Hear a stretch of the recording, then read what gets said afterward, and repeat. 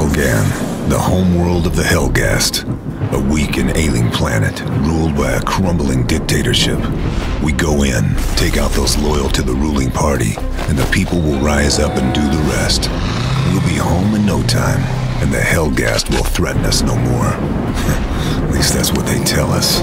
Me, I'm a soldier, and I trust my instincts. And my instincts are telling me something's not right. Guess we'll find out soon enough.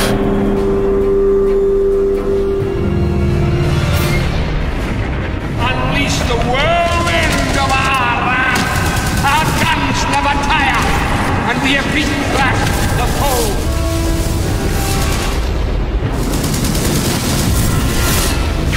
So we had this idea of a massive planetary invasion, and in Killzone 2 it's actually the first time that we're taking the war to the home planet of the Helghast.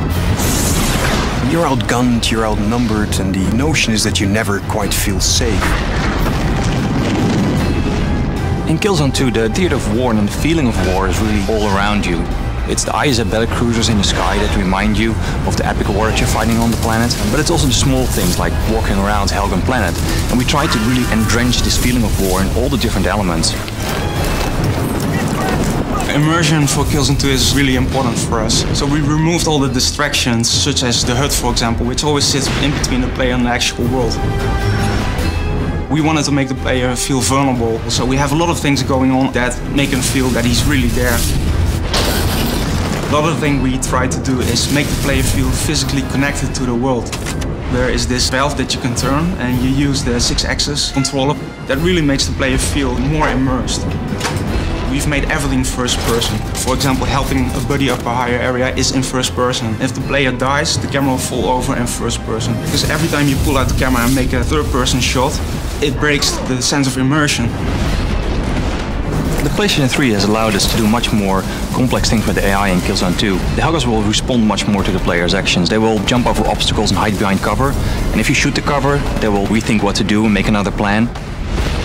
The hit response system in Killzone 2 has become one of the most important mechanics in the game. And to make that as realistic as possible, we spent a lot of time on making this system really work well. Whenever the player fires at an enemy in a certain situation, he will see a different response, which really adds to the variety of the game. We've invested a lot of time in our animation systems to get a good blend between physics-driven animations combined with mocap and hand-animated. And by doing that, we got this kind of really nice blend of viscerality to the characters. So basically, if you shoot them, everything kind of moves realistically, and we put a lot of effort in that because it's so important. Every hit in our game has got to create a very dramatic impact.